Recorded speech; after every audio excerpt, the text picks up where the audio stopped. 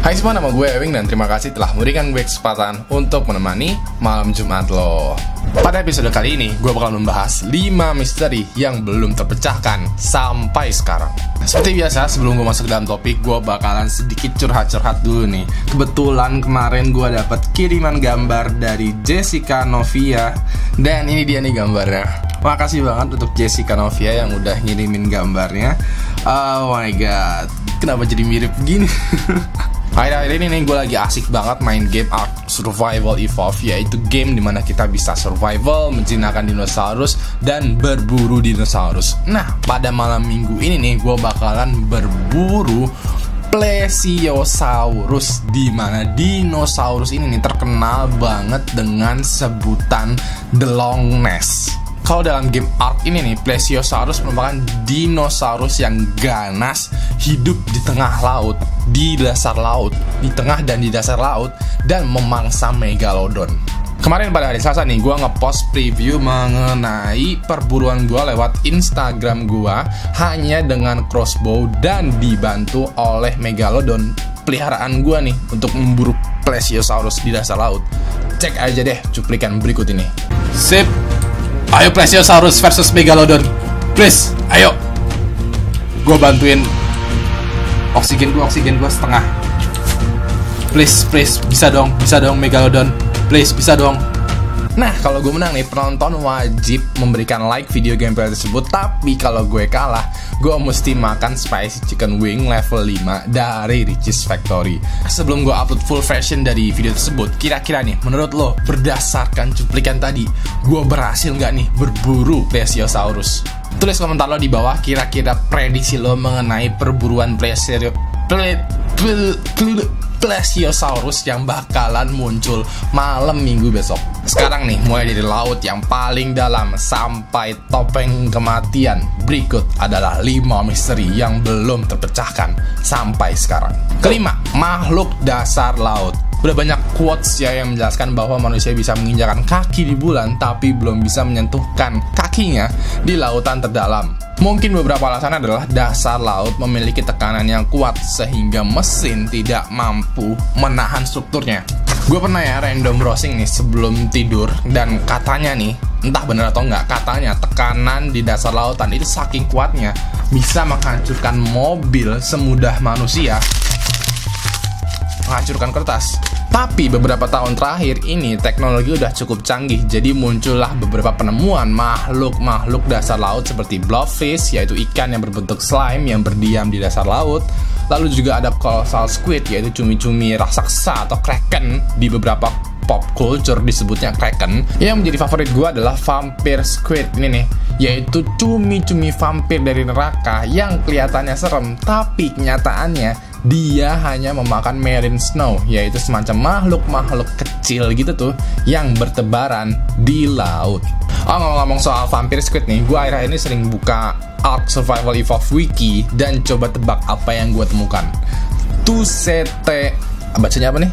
Tucetesis vampirius. Nanti nih kalau game Ark Survival Evolved udah diupdate dan memunculkan dinosaurus ini nih, pasti banget gue bakalan berburu dinosaurus ini hanya menggunakan arrow dan spears. Keempat, rumah berdarah. Pada tahun 1987, pasangan lanjut usia William Winston dan Minnie Winston hidup bahagia di sebuah rumah yang berada di 1114 Fountain Drive, Atlanta, United States of di Amerika lah pokoknya. Suatu hari Minnie Winston, si ibu yang udah lanjut usia ini pergi ke kamar mandi, dan ketika membuka pintunya dia menemukan semacam cairan berwarna merah gelap di lantai kamar mandinya. Minnie Winston langsung membangunkan suaminya untuk melihat, dan setelah dilihat kembali ternyata terdapat banyak spot-spot berwarna merah gelap di beberapa ruangan rumahnya. Seketika pasangan ini menghubungi polisi dan polisi melakukan investigasi singkat. Ternyata nih cairan gelap yang bermunculan di kamar mandi dan di ruangan lainnya ini ternyata nih adalah darah Dengan banyaknya darah yang berceceran dari kamar mandi dan ruangan lainnya, polisi mengindikasikan bahwa telah terjadi pembunuhan di rumah tersebut, sehingga rumah tersebut dilakukan olah TKP. Tim olah TKP ini dengan tesnya membuktikan bahwa cairan berwarna merah gelap tersebut yang berceceran di segala rumah adalah fix, itu darah manusia golongan O. And guess what? Tidak ada seorang pun yang bergolongan darah O di keluarga Winston. Suami dan istri tersebut mempunyai golongan darah A. Sebagaimana yang selalu gue bilang ya, di mana ada darah pasti hal buruk telah terjadi dan akan terjadi lagi. Detektif yang menangani kasus ini berasumsi bahwa biasanya nih kalau terdapat darah sebanyak ini nih, biasanya telah terjadi pembunuhan dan mayatnya sedang disembunyikan satu tempat di rumah. Sayangnya sampai sekarang pun tidak ada mayat yang ditemukan. Ketiga, Flannan Isles. Flannan Isles atau Kepulauan Flannan merupakan pulau-pulau kecil yang menyatu gitu letaknya, yang berada di Skotlandia. Bisa dibilang kayak Kepulauan Seribu lah. Nah, di setiap pulau tuh biasanya ada mercusuar, yaitu menara besar yang menyinari laut, pantai, dan sekeliling pulau supaya kapal bisa mampir, bisa menavigasikan kapalnya dengan mudah. Nah, di pulau ini nih terdapat 3 orang yang mengoperasikan mercusuar tersebut, yaitu Thomas Marshall, James Ducat, dan Donald MacArthur. Ketiga orang ini nih itu adalah orang yang sudah berpengalaman dalam soal kelautan. Jadi dia tuh seorang marinir, seorang nelayan, seorang yang udah akrab lah dengan laut. Pada tanggal 20 Desember 1900, sebuah kapal dengan nama Hesperus dijadwalkan untuk mengantarkan suplai ke mercusuar tersebut, tapi tidak bisa dilakukan karena cuaca tidak mendukung, sehingga kapal Hesperus tersebut baru bisa sampai ke mercusuar tersebut pada 26 Desember siang harinya. Nah, ini nih yang ngebuat ini merinding nih, yang ngebuat cerita ini merinding nih. Ketika kapal Hesperus sampai di pulau tersebut, di pulau tepat di mana mercusuar yang ada, kapten kapal tidak melihat mercusuar menyala, jadi lampunya mati. Kapten tersebut klakson kapalnya, bahkan menyalakan flare, tau nggak flare? Obor itu tuh. Dan tidak ada tanda-tanda kehidupan di pelabuhannya atau bahkan di mercusuarnya. Nah ya udah, salah satu kru dari kapal tersebut nih berlabuh dan berjalan menuju mercusuar. Yang kru dapatkan adalah pintu mercusuar tidak terkunci dan 2 dari 3 jaket oilskin menghilang. Jaket oilskin itu jaket anti air yang biasa dipakai oleh pelaut itu tuh. Kayak gini nih gambarnya. Selain itu, di dapur terdapat makanan yang belum habis dan kursi yang terjatuh. Jadi seakan-akan tuh si penghuni itu lagi makan, terus tahu-tahu, oh ya gue mesti pergi. Dan akhirnya dia langsung buru-buru pergi. Dan akhirnya kursinya jatuh. Dan lebih aneh lagi, jam yang terdapat di dapur di ruang makanan itu juga mati. Si kru udah merinding nih, sama kayak gue sekarang. Aduh, akhirnya dia balik lagi ke kapal, meminta backup, minta ditemenin lah dengan beberapa kru lainnya. Beberapa kru tersebut mencoba mencari tanda-tanda kehidupan di mercusuar, tapi sayangnya tidak ada sama sekali tanda-tanda kehidupan. Entah itu mayat, pemberontakan, kekerasan, atau yang lainnya. Seakan-akan tuh para 3 orang yang penghuni yang biasa mengoperasikan mercusuar itu hilang. Kapten kapal Hesperus pun melaporkan hal ini ke pihak yang berwajib, dan beberapa hari kemudian pihak berwajib datang dan ikutan menginvestigasi. Nah, hasil investigasi menemukan jurnal mengenai kejadian yang terjadi di mercusuar tersebut beberapa hari terakhir. Isi jurnalnya apa nih? Kita baca bareng-bareng ya. Pada tanggal 12 Desember, salah satu penghuni mercusuar bernama Thomas menulis, "A severe winds the likes of which I have never seen before in 20 years." Maksudnya adalah terdapat angin yang besar, yang paling besar dalam 20 tahun terakhir. James has been very quiet. Maksudnya adalah James, si penjaga kedua, akhir-akhir ini menjadi sangat pendiam. William have been crying. Maksudnya adalah William, si penjaga ketiga, akhir-akhir ini menangis. Dan pada tanggal 13 Desember nih, dilaporkan bahwa badai besar masih melanda, dan ketiga orang tersebut berdoa agar badai cepat berlalu. Nah, sekarang yang aneh banget adalah tidak ada badai besar pada tanggal 12, 13, 14, 15, 16, sampai 17 Desember. Cuacanya tenang, dan kalaupun terdapat badai yang besar dalam 20 tahun terakhir, pihak berwajib dan para kepulauan kecil lainnya di sekitar Skotlandia pasti sudah mengetahui dan sudah waspada. Lalu William yang di jurnal ini nih, yang ditulis akhir-akhir menangis, adalah seorang pelaut yang handal, yang badass, yang jagoan, yang udah pengalaman banget. Kenapa pula dia menangis? Karena badai. Lalu kenapa 3 orang yang udah berpengalaman mengenai soal laut berdoa meminta badai cepat berlalu, padahal mereka berada di dalam mercusuar yang baru saja dibuat, tingginya 75 meter di atas laut dan dalam kondisi yang aman. Lalu pada tanggal 15 Desember nih, postingan jurnal terakhir yang ditulis oleh William adalah Storm ended, sea calm, God is overall. Maksudnya apa coba? Kedua, Black Eyed Children. Ini ceritanya mirip banget dengan kuntilanak, yaitu hampir di seluruh belahan dunia mempunyai cerita unik dengan satu kesamaan. Gue minum dulu ya, aus ngomong terus dari tadi. Black Eyed Children adalah seorang anak kecil yang dikabarkan berumur 7-16 tahun yang memiliki wajah yang cukup segar tapi dengan warna kulit yang pucat dan memiliki mata yang hitam penuh, tidak ada putihnya gitu. Biasanya nih Black Eyed Children itu muncul ketika lo sedang sendirian di rumah atau ketika lo sedang mengendarai mobil sendirian. Modusnya mereka adalah seperti ini nih, mereka bakal muncul di depan rumah lo ketika lo sedang sendirian dan mengetuk pintu rumah lo. Ketika lo buka, lo bakal bertemu 2 orang anak kecil. Yang satu bakalan meminta makanan, yang satu lagi diem aja tapi membuang pandangannya gitu, nggak mau ngeliat mata lo gitu. Biasanya mereka akan meminta seperti ini nih, permisi, kita tersesat, bolehkah kita masuk untuk meminta makanan? Nah di situ tuh, perhatikan lagi deh kalimatnya. Bolehkah kita masuk untuk meminta makanan? Di sini seakan-akan tujuannya adalah meminta makanan, padahal sebenarnya yang dia minta adalah izin dari kita untuk masuk. Kalau lo nggak sadar dengan hal ini dan nggak sengaja bilang, iya saya ambil makanannya dulu ya, lo sama aja telah mempersilahkan Black Eyed Children untuk masuk ke rumah lo. Black Eyed Children gak bisa masuk ke dalam rumah atau mobil lo kalau lo tidak mengizinkan mereka masuk. Jujur aja ya, gue belum menemukan apa yang terjadi kalau lo mengizinkan si Black Eyed Children masuk. Tapi gue menemukan nih, kalau lo tidak mengizinkan mereka masuk, mereka bakalan berdiri di depan pintu lo, mengetuk pintu lo tidak henti, dan mengulangi kalimat yang sama. Pertama, wanita misterius dari Sungai Seine. Pada sekitar tahun 1880, sebuah mayat wanita yang masih muda ditemukan di pinggir Sungai Seine, Prancis.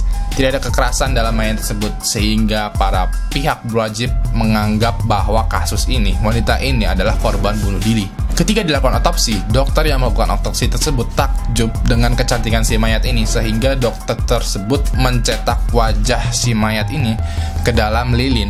Nah, proses ini nih biasanya disebut dengan death mask. Death mask atau topeng kematian adalah metode di mana wajah seseorang dibentuk gitu menggunakan lilin dengan tujuan sebagai kenang-kenangan untuk yang ditinggal meninggal. Bisa dibilang ini kayak semacam memento, memoir. Hal ini biasa dilakukan karena pada tahun tersebut fotografi belum begitu canggih. Jadi ini bagaikan, kalau kita kangen, kita mungkin ngelihat fotonya si almarhum. Tapi kalau di zaman dulu itu kan belum ada foto. Jadi ya orang-orang memahat wajahnya si mayat supaya kita bisa, kalau kangen, kita ngelihat patungnya si mayat tersebut. Balik lagi ke cerita ini nih, pada tahun yang sama beberapa seniman terpesona dengan ekspresi yang dimunculkan oleh wanita ini. Seakan-akan dia menggambarkan sakitnya kematian sekaligus kelegaan dan kebahagiaan dari penderitaan yang berkepanjangan. Nah ini nih yang bikin merinding. Setelah beberapa puluh tahun kejadian itu, udah kita skip ke masa depan beberapa puluh tahun terakhir, di mana teknologi medis udah mulai canggih dan para ilmuwan nih akhirnya memutuskan untuk membuat boneka latihan CPR atau boneka latihan untuk nafas buatan. Model dari boneka CPR adalah wanita misterius dari Sungai Seine. Wajah dari wanita misterius dari Sungai Seine ini banyak digunakan dalam model boneka, patung, dan juga manekin. Ajaibnya, ini nih yang bikin gue merinding. Identitas dari wanita misterius yang ditemukan di Sungai Seine tidak ada yang mengetahui sampai sekarang. Terima kasih telah memberikan gue kesempatan untuk menemani malam Jumat lo. Gimana? Serem gak? Gue sendiri sebenarnya serem nih, merinding ketika gue menulis naskah ini. Karena pas gue lagi asik nulis nih, ada yang berbisik-bisik gitu kayak Ewing dari sebelah kiri. Padahal kiri gue tembok. Kasih gue jempol ke atas nih kalau menurut lo dosis horror untuk minggu ini tepat banget, yaitu tidak ada jump scare tapi sukses membuat lo merinding. Dan kasih gue jempol ke bawah kalau menurut lo nggak seru nih Wing, nggak ada jump scare. Sebenarnya ada banyak banget ya request dari kalian yang yang merekomendasikan topik-topik untuk dibahas. Thanks banget nih. Gue tampung dulu ya, dan semoga aja gue bisa tampilkan di episode selanjutnya. Tapi nih, untuk minggu ini nih, mumpung bakalan ditayangkan season terbaru dari horror yang paling ngetop di Amerika, gue bakal membahas 5 momen paling menyeramkan dari serial American Horror Story. Bagi yang belum tahu, American Horror Story adalah drama mengenai berbagai macam cerita horor yang berbeda settingnya di setiap seasonnya. Waktu season pertama nih, settingnya itu di rumah. Jadi ya cerita-cerita yang muncul adalah cerita horor yang biasanya muncul di rumah. Season kedua di rumah sakit jiwa. Season ketiga itu tentang dukun dan black magic. Season keempat itu tentang sirkus. Dan season kelima nih yang bakalan muncul di awal Oktober ini nih adalah settingnya itu hotel. Nah, selama season terakhir nih ada banyak momen yang menyeramkan, yang ngebuat gue what the fuck man, yang ngebuat gue merinding, yang ngebuat gue jump scare dan lain-lain. Salah satunya adalah yang paling berkesan buat gue ini nih, yaitu ada sepasang muda-mudi yang lagi pacaran, yang lagi piknik, yang lagi makan siang. Tahu-tahu didatangi oleh badut yang super duper freak. Aduh, cek aja nih cuplikannya. By the way, ini 17 tahun ke atas loh, if you know what I mean. I have something for you too. It's in my car. Stay here.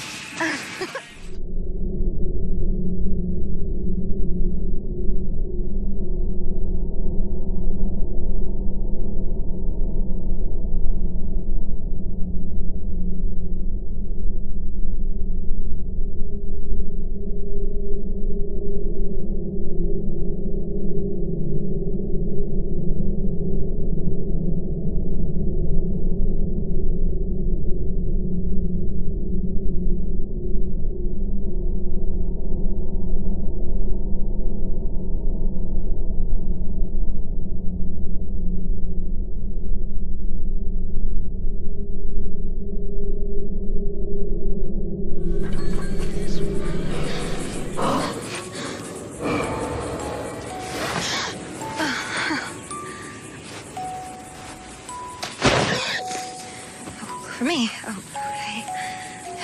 Thank you.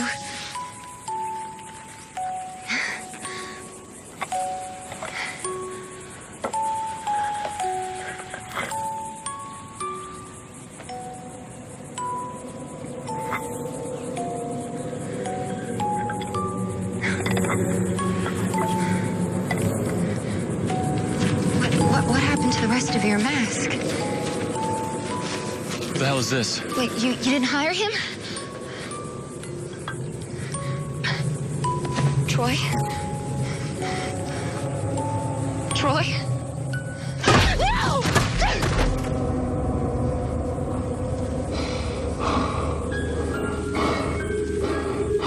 Jangan lupa like, tweet, share, dan subscribe channel Ewing HD untuk berbagai macam update video terbaru. Kunjungi juga Facebook Ewing HD untuk berbagai macam update seru lagi dari Facebook. Dan kalau lo punya saran atau rekomendasi, tweet aja gue di @ewing_hd.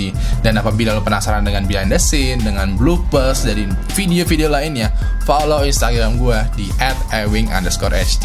Terakhir, nama gue Ewing dan sampai jumpa di malam Jumat selanjutnya. Bye.